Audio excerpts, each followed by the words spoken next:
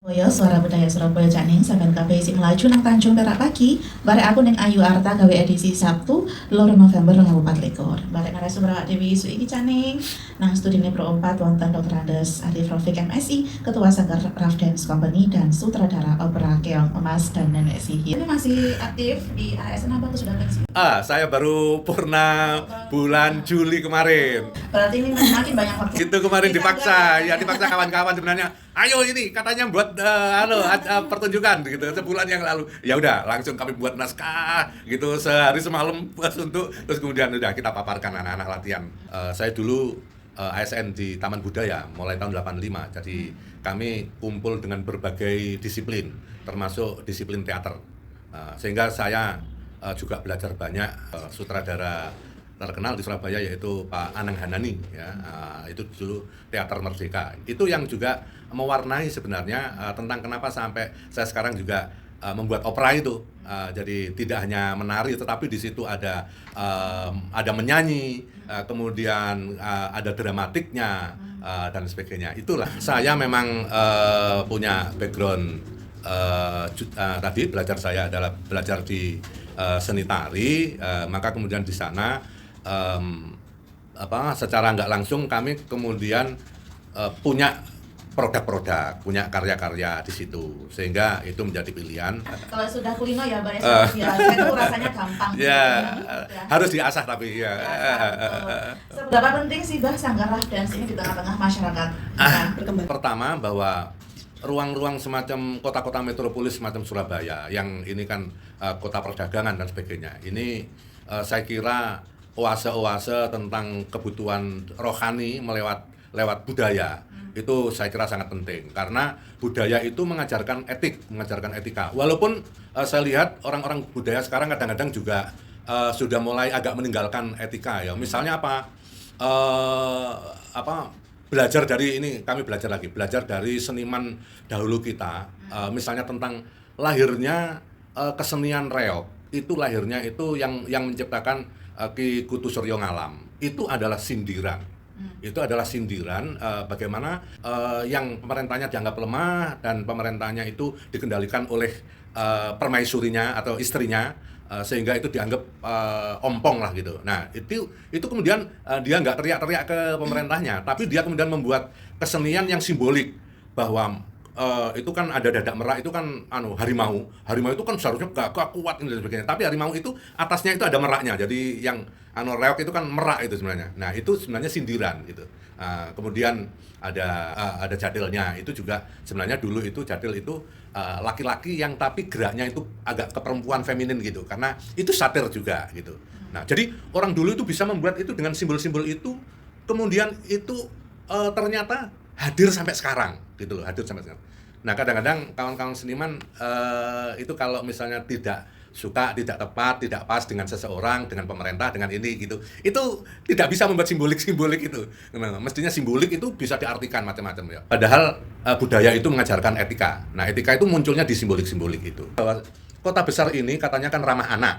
Nah, saya selalu membuat karya-karya untuk opera ini walaupun tidak produktif banget, tapi kami sudah membuat 5 episode lah ya, gitu, 5 episode. Itu semuanya tentang anak. Kami ingin bahwa kota ramah anak itu artinya tidak hanya fasilitas untuk bermain anak-anak, tapi mereka juga ada ruang-ruang rohani yang mereka bisa nonton tentang mereka, dunia mereka sendiri gitu.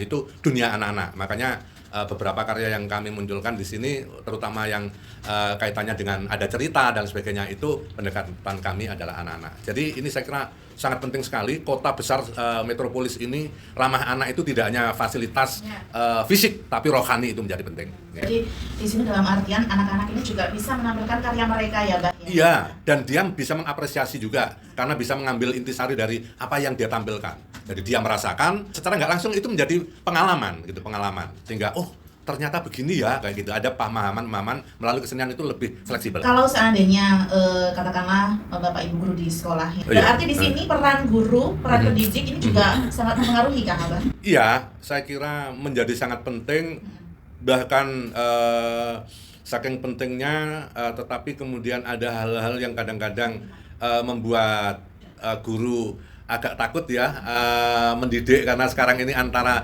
situasi modern dengan situasi kebatinan itu kadang-kadang agak ada benturan ya. Sejauh mana ini Mbah kegiatan Sanggar dan apa saja yang prestasi yang telah diraih sejak tahun 94 tadi ya Mbak ya, sampai sekarang luar biasa loh. Berarti ini sudah ada 30 tahunan ya Mbak ya? Ya, ya kalau ngomong prestasi itu ya prinsipnya saya itu sebenarnya mengalir saja, Neng. Jadi mengalir saja, kami berkegiatan, ada kegiatan apa, kita terlibat dan sebagainya itu kami jalanin aja. Yang anak-anak juga banyak terlibat, misalnya ada misi ke provinsi lain, kemudian ada misi ke luar negeri gitu.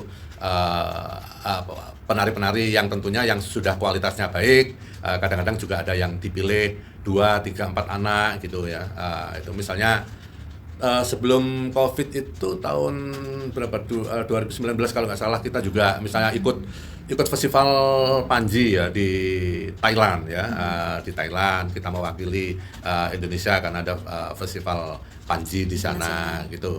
Ya, jadi seperti itu sih, Neng. Jadi kita mengalir aja. Anak-anak kadang-kadang juga terlibat di event-event ulang tahun provinsi, hari-hari besar dan sebagainya kayak semacam itu ya. Dan ya kita juga misalnya di bulan Januari kemarin kita diminta untuk memberikan pelatihan di Jakarta di Taman Mini dan kemudian hasilnya dikompetisikan oleh Anjungan Jawa Timur, kayaknya juga sudah selesai gitu. Dan kami insya Allah nanti bulan Januari juga kita akan tahun depan ini udah kurang berapa bulan ini udah 2 bulan kita akan membawa anak-anak sanggar ke Bali. Kita akan pentas persahabatan dengan salah satu sanggar di benua, sekaligus akan saya ajak untuk nonton pertunjukan dive dance di sana, yaitu salah satu pertunjukan yang masih hidup di Indonesia ini secara komersial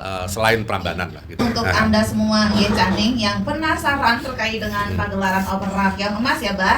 Nah, ini di mana, Mbak, besok, Mbak? Di gedung Cak Durasim Taman Budaya Jawa Timur. Sini, ya. Terbuka buat umum ya, Mbak ya? Ya, terbuka untuk umum. Nonton deh. Saya lengkapi ya, judulnya saya beri judul Keong Emas dan Nenek Sihir. Memang itu Keong Emas cerita di legendanya, tapi memang ada nenek sihirnya dan itu menjadi lebih terus nenek sihir identik judulnya dengan anak-anak ya. Iya. Sangat identik. Pokoknya anak-anak itu tuh kalau sudah ada yang pihak jahat, pihak baik, itu suka mereka ya. Siapa ketimbang dijejeli dengan mungkin yang princess yang barat-barat. Nah, kita mainnya yang tradisional yang punya kita nggih Bang, yang asli Indonesia begitu. Nah, ini monggo dijelaskan untuk persiapannya ya, dari awal sampai hamin beberapa jam nanti ya kan. Hamin 24 jam nggih Bang. Seperti apa? Berapa penampilnya? Berapa lama latihannya? Nah, bertempat di mana dan seperti apa nanti ini regulasinya buat yang mau nonton? Monggo sedetail-detailnya Pak, silakan. Ya, pertama kami sampaikan bahwa sanggar kami itu latihannya dulu awal memang di Taman Budaya, sehingga kami masih jadi komunitasnya Taman Budaya, sehingga pertunjukan yang akan kami gelar nanti itu memang difasilitasi Taman Budaya dengan kegiatannya Taman Budaya itu panggung ekspresi ya, panggung ekspresi. Beberapa puluh tahun terakhir kami kemudian memanfaatkan tempat-tempat perbelanjaan itu juga kita gunakan untuk latihan. Salah satunya sekarang kita yang banyak di City of Tomorrow itu di Cito, karena memang anak-anak latihan ibunya belanja itu. Nah, itu sekarang kan ini kan model sekarang kan begitu. Kita akan tampil dengan sekitar 60 penari, anak-anak, remaja, dan kemudian ada beberapa tokoh-tokoh yang kita tampilkan juga ada yang profesional ya. Jadi ada yang memang seniman tari, kemudian ada juga seniman teater yang dosen di STKW juga ikut terlibat. Kegiatan kami persiapannya lebih kurang ya 2 bulan lah ya, 2 bulan, dan hari ini kita akan latihan gladi Persis sehari penuh, dan besok kita akan tampil. Sebenarnya tampilnya besok itu 2 kali. Jadi kami tampil jam 4 sore sama jam 7:30 ya malam. Yang untuk umum yang setengah 8 malam itu, yang karena yang sore itu sebenarnya untuk internal kami pingin memang orang tua itu menikmati betul kegiatan Jadi itu, nggak riuh ya, Pak, dan bisa motret, bisa ini. Nah kalau misalnya ada kawan-kawan pers, jurnalis dan sebagainya, itu juga bisa ngambil gambar dan sebagainya enak di jam 4 itu. 4 sore sampai Jam 4 kita pertunjukannya lebih kurang 1 jam. Ya, Jadi kalau jam 4 itu sampai jam 5 saja, lima. jam 5. Sejam ya, Pak, ya? Sejam. Nah, kemudian kalau yang malam itu nanti kita juga Setengah 8 itu kita tampil. Nanti ada kawan-kawan sanggar lain yang mensupport kita. Nah, cerita ini sangat menarik gitu.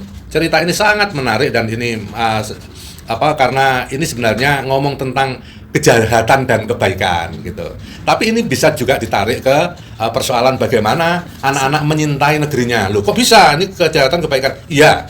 Jadi kami itu menafsirkan bahwa cerita Keong Emas itu, saya berpikir gini, ini kan legenda ya, jadi ini seniman dulu itu, yang seperti saya katakan Reok tadi, seniman dulu itu kalau membuat simbol-simbol gitu loh, dan simbol itu terus bisa ditafsirkan yang up to date. Nah saya pikir, nah Keong Emas ini jangan-jangan ini adalah membangun generasi emas gitu.